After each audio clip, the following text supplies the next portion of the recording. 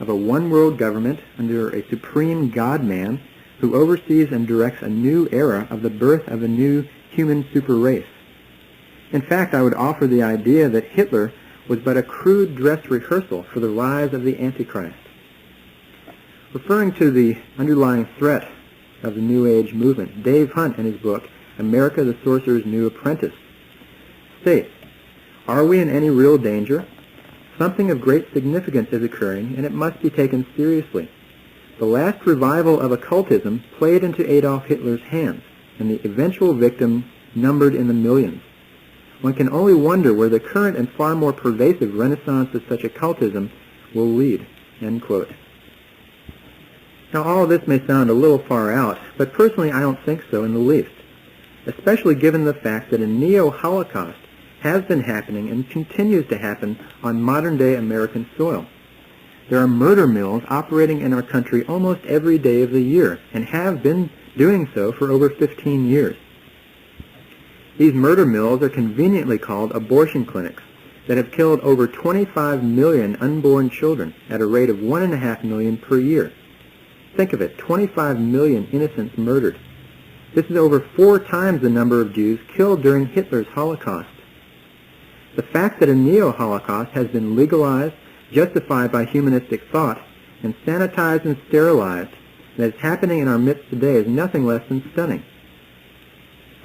In Randall Baer's book, Operation Rescue, he elaborates on this theme, saying, quote, "Is child sacrifice an ancient ritual belonging to barbaric past civilizations? No.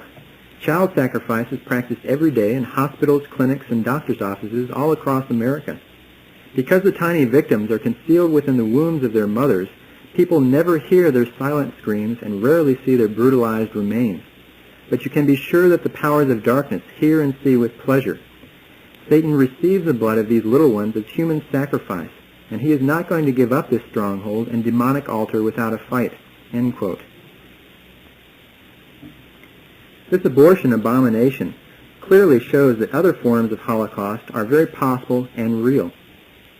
And by opening the door to the legalizing of the murdering of innocents, the door is also potentially laid open to abuses of euthanasia applying to any group of individuals, especially those deemed genetically unfit, societal non-contributors like the elderly and the crippled, and possibly the category of the spiritually unfit. Not only are there strains of secular humanistic thoughts that justify and legalize the murdering of innocents, but also New Age philosophy adds further fuel to potential neo-Holocaust fires. The doctrines of karma and reincarnation can be primary bases for the justification of murder on a spiritual basis. And it's interesting to point out here that well over half the world's population believes in reincarnation.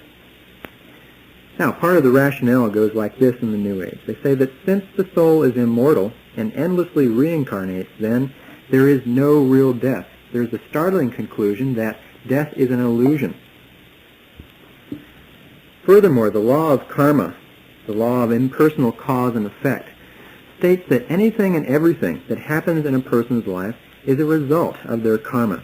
This is to say, whatever is right, no matter what the situation.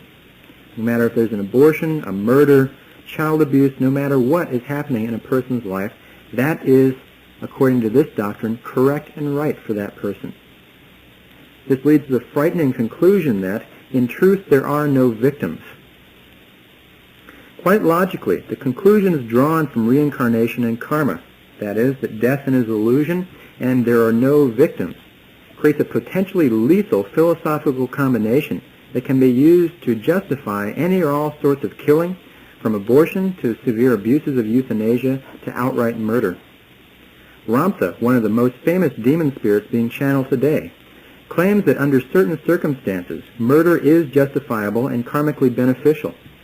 He says that, for example, if one person killed another in a past life, then in order to balance the karma between the two people in a current life, the murdered in one lifetime may murder the other and be totally justified.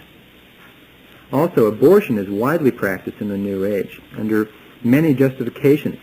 Let me give you a few examples of some of these justifications. The first says that after the abortion, the soul will be able to reincarnate into another body anyway. Since death is an illusion, abortion is no problem whatsoever, they say. Another justification says that the soul of the unborn child knew that the mother would abort it. Therefore, the abortion may be a balancing of karma from past lives or a learning experience for the unborn soul. Also, many New Agers feel that if their, quote, spirit guides or higher self provides the spiritual guidance that the abortion is okay, then the abortion must be in balance with the divine order of the universe. In conclusion, then, a reincarnation and karma-based philosophy can be used to justify all sorts of killing and murder under a wide variety of different rationales. Now, there's another very important perspective to be apprised of in this regard. This has to do with the fact that those in the New Age have a widespread negative reaction to Orthodox Christianity. Now, please don't kill the messenger for the message here, but basically in the New Age there's a very pervasive perspective that Orthodox Christians are evolutionary laggards, that in some way that they are spiritually inferior. They're looked down upon from their supposed mountaintops of spiritual superiority and look down upon the Christians and regard them as spiritual kindergartners. And this leads to a very pervasive and deeply rooted superiority complex. It's important to note that the demon spirits being channeled today, and many of the foremost New Age teachers, have a recurring aversion and irritation to Orthodox Christianity. Their teachings are so very tolerant about so many other religions except Orthodox Christianity. And this becomes clear in light of the dark forces knowing full well that it is only Jesus Christ and His Church who can bring about the Antichrist defeat. This recurring aversion leads to a very distorted separating the wheat from the chaff theme that keeps cropping up in the New Age millennial prophecies. Let me give you a few examples of top New Age leaders who claim that during the millennial time of transition from today's old age into the New Age, that there will be a time of so-called cleansing and purification of lesser humans from those who accept the New Age. For example, the TM guru, Maharishi Mahesh Yogi, writes, quote, "There has not been and there will not be a place for the unfit. The fit will lead, and if the unfit are not coming along, there is no place for them. In the age of enlightenment, that is the New Age, there is no place for ignorant people. Nature will not allow ignorance to prevail. It just can't. Non-existence of the unfit has been the law of nature." End quote. Here we have a prime example of New Age Darwinism, propagating the idea that we have the survival of the spiritually fittest and the demise of the unfit and spiritually ignorant. Also another quote from Ruth Montgomery, often called the herald of the New Age. She writes, quote, "We are indeed on the threshold of a new age, which my spirit guides say will be ushered in by a shift on the earth on its axis at the close of the century. The souls who helped to bring on the chaos of the present century will have passed into spirit to rethink their attitudes." End quote. We see in this quote the scapegoating of a certain segment of world civilization who is blamed with bringing on the chaos of millennial confusion. It also states here that they will have passed into spirit to rethink their attitudes. This is to say that they will be eliminated, purified off from the face of the earth. In these two quotes and so many others that I could bring forth, we have the recurring New Age theme of the elimination or purification of spiritually unfit races as the New Age God-man race of the future goes to the fore and inherits a one-world government under a one-world religion.